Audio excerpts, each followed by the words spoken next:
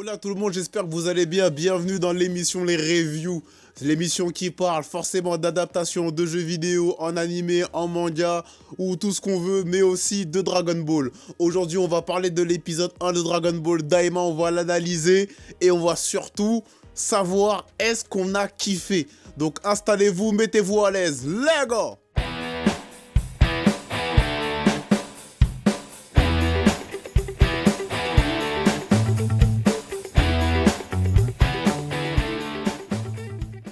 Et dans un premier temps, les amis, on va parler du rythme de l'épisode. Franchement, j'ai pas le temps de m'ennuyer, il s'est passé beaucoup de choses, parce qu'il a fallu mettre l'univers en place, il a fallu qu'on puisse comprendre où est-ce qu'on se trouve, etc., les enjeux. Donc il s'est passé beaucoup de choses, j'étais pas mal quand même pris dans la narration, dans le délire. Et quand ça s'est fini, je me suis dit, oh, c'est fini.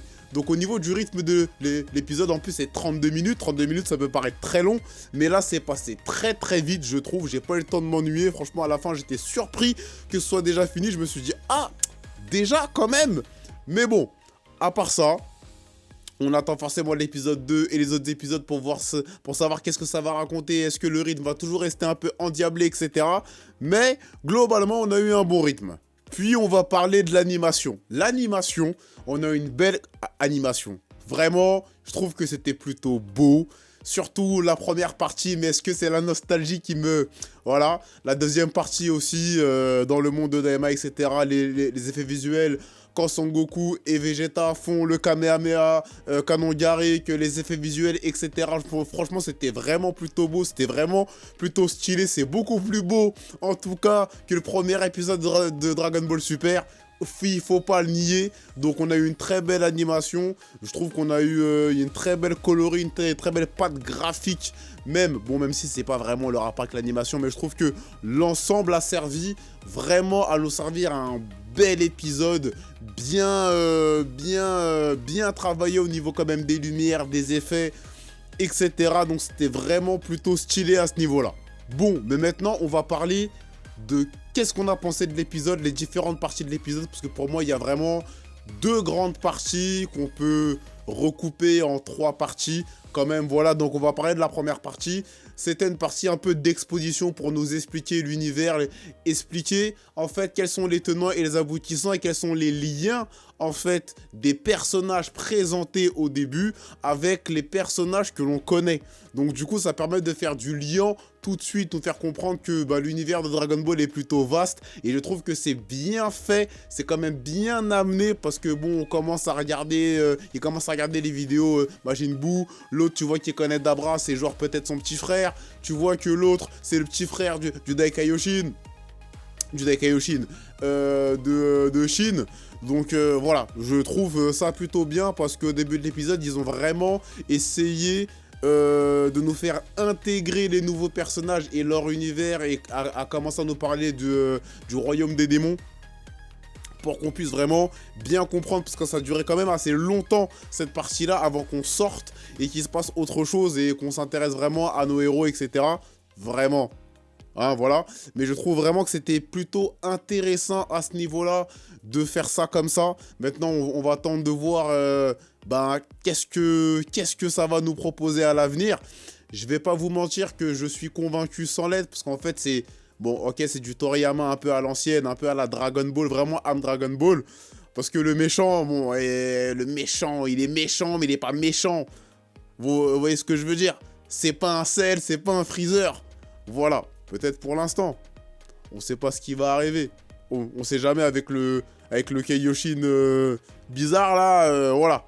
On sait pas. Mais ce qui est sûr, c'est que cette première partie, j'ai vraiment trouvé intéressante. J'ai vraiment trouvé que ça apportait quelque chose à l'univers de Dragon Ball et ça nourrit un peu ce qu'on connaît déjà pour mélanger avec ce qu'on connaît déjà avec de la nouveauté pour essayer de nous faire comprendre que ça c'était là depuis le début, mais voilà pourquoi ça s'est passé comme ça, etc. Donc je trouve ça plutôt vraiment intéressant. Ensuite, on retourne vers nos héros, et là c'est l'anniversaire de Trunks, l'anniversaire de Bulma, Battle of God, bref, voilà. L'anniversaire de Trunks, donc là forcément partie tranche de vie, il faut savoir où est-ce qu'on en est, etc. Nos héros discutent un peu des tenants, des aboutissants du combat après Majin Buu. Donc on se trouve bien officiellement juste après Majin Buu, mais vraiment juste après. Voilà, parce que nos héros discutent d'un peu des conséquences, hein, un peu de tout ça, des conséquences, un peu des combats, etc. Goku dit même que oui, Gohan est un peu distant, etc. parce qu'il m'a dit qu'il l'étudiait, voilà, donc voilà, on commence à rentrer dans le futur des personnages qu'on connaît déjà, donc Gohan scientifique, etc. Donc, c'est des choses qu'on connaît déjà, donc il fallait cette scène d'exposition, enfin d'exposition, surtout de remise en situation et de tranche de vie pour bien resituer aussi où est-ce qu'on se trouve. Donc c'est plutôt intéressant, même si on s'en doutait, on n'en avait pas besoin. On s'est tapé Dragon Ball Super juste avant, donc on savait à peu près où est-ce qu'on en était, mais il fallait ceci pour pouvoir rallier tout ça, resserrer tout ça. Ce que j'ai trouvé intéressant, c'est l'excuse de la diffusion de Shin. Et j'ai oublié le nom à l'autre là. J'ai oublié son blaze. Je sais plus comment il s'appelle. Vous me corrigerez en commentaire, vous me direz ah c'est une honte, etc. Voilà, si vous voulez, j'ai oublié son blaze. Oui, parce que je me concentre sur le, tu vois, sur la forme, le fond. C'est ça qui m'intéresse. Donc des fois j'oublie avec la passion. Voilà. Donc l'excuse qu'ils ont trouvée pour la diffusion des deux. Et j'ai trouvé ça quand même si c'est un peu tiré par les cheveux, ils ont été malins. Parce qu'en vérité, dire que oui, Bou, ouais, vous vous rappelez quand vous êtes rentré avec Végéto, tout ça dans son corps, et ben vous avez vu l'oxygène, etc. Et ben nous, on est retourné dans son corps, il nous a aspiré, et puis après, hop. Franchement, c'est bien trouvé. Franchement, c'est bien trouvé. Je trouve, voilà, c'est bien trouvé. Ils ont quand même essayé de chercher un truc pour mettre en rapport. Ils ont vraiment été piochés dans le manga. Vraiment, là, ils sont inspirés de ça, donc c'est plutôt pas mal. Je me suis dit, ah, les bâtards. On peut être fâché, on peut se dire, ouais, non, mais on peut pas contrecarrer l'argument. Parce que ça s'est passé avec Végéto. Ben, voilà. Bon, donc pour tout, ils se sont dit, il y a forcément des gens qui vont râler sur ça. Il y a forcément des trucs. Viens, on cherche. Ils ont cherché une justification. Alors oui, elle est tirée par les cheveux. On aurait pu trouver autre chose. Ils auraient pu ne pas défusionner. Bref, mais comme pour Daima, il fallait qu'il soit défusionné parce que c'est forcément l'aventure de Son Goku, Kai, etc. qui est pas de Shin, qui part ensemble, etc. Donc voilà. C'est bien trouvé. Mais c'est tiré par les cheveux. Mais c'est bien trouvé. Franchement. Franchement, même moi, je me suis dit, mais qu'est-ce qu'ils vont faire comme excuse? Voilà, ils ont trouvé une bonne excuse, donc c'est plutôt pas mal. On va parler maintenant du combat aussi entre Son Goku et Vegeta. Bon, franchement, sympa. Sympa. Ça se cogne bien. Les mouvements, ils sont fluides. Belle animation, je l'ai dit au début, en parlant de l'animation. Franchement, le combat, il était cool. Maintenant, à savoir... Est-ce qu'on aura vraiment des combats violents comme ça? Parce que là, c'était un peu violent. Mais si on est dans l'âme... Bon, c'est Dragon Ball Daima, pas Dragon Ball Z. Mais s'ils veulent jouer avec nos nerfs, avec tous les mangas qu'on a aujourd'hui qui sont vraiment purement violents, ça saigne de partout, ça se tranche des bras, etc. Demon Slayer, Jutsu Kaisen. Hey, faites un effort avec Dragon Ball. En plus, s'il vous plaît. Mais vu la tranche horaire, je suis pas très sûr. Alors, je sais pas si c'est bien passé le soir à 23h40 là, ou si c'est passé à 16h au Japon. Enfin, laissez-moi un commentaire, dites-moi, parce que du coup, pour que je sois bien informé de tout ça. On va passer à la partie qui m'a vraiment intéressé. Donc, nos antagonistes débarquent sur Terre, ils ont emmené un vieux Namek. Et quand je l'ai vu au début, je me suis dit, mais pourquoi ils l'ont amené en fait? Et en fait, j'ai dit, ouais, ça fait des millénaires, j'ai pas vu des Namek, des millénaires. Où est-ce qu'ils veulent aller avec ça? Est-ce qu'ils veulent peut-être répondre à la légende du dragon Zarama? Je me demande où est-ce qu'ils veulent vraiment aller avec ça. Je me pose vraiment la question, quelle est la piste scénaristique, qu'est-ce qu'ils vont exploiter. Et je pense que ce qu'ils veulent exploiter, c'est le vrai pouvoir des Namek. Peut-être que, avec ce Namek-là, ce qu'ils veulent, c'est nous montrer le vrai pouvoir des Namek. Parce que le Kaioshin maléfique, là, le Makaioshin, mais comme c'est le petit frère de Shin, je suis pas très sûr que ce soit vraiment un Makaioshin. Peut-être que si, peut-être que j'ai mal compris, vous me direz en commentaire. Voilà. Il dit, les Namek, vous venez du monde des démons. Ok, les Namek, vous venez du monde des démons. Est-ce qu'ils veulent vraiment, à travers ce vieux Kaioshin, montrer le vrai pouvoir des Namek? Genre, quels autres pouvoirs qu'on connaît? Parce que bon, on sait que Dende, il peut réparer les Dragon Ball, réparer les dragons, augmenter un peu ses pouvoirs. Mais là, le Namek, il a appelé les Dragon Ball. Il a fait ses gros yeux là, oh, il a appelé les Dragon Ball. C'est un délire. Est-ce que c'est tous les Namek qui peuvent faire ça? Parce que si tous les Namek pouvaient faire ça, à l'arc Freezer, ça aurait pu être un délire. Hein. Et les Namek qui s'enfuient, le mec qui lève la main, tous les Dragon Ball ils viennent, fin de l'histoire. Bon, en même temps, ça aurait été fin de l'histoire. Effectivement. Mais est-ce qu'avec ces personnages qu'ils veulent exploiter, c'est le vrai pouvoir des Namek? Est-ce que aussi avec le Makaioshin là, ou le faux Kaioshin, le Kaioshin Zamasu...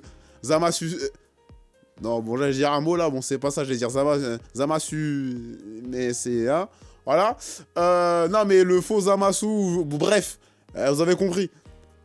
Est-ce que aussi avec lui, ce qu'ils veulent exploiter, c'est un peu la relation des Kaioshin entre eux?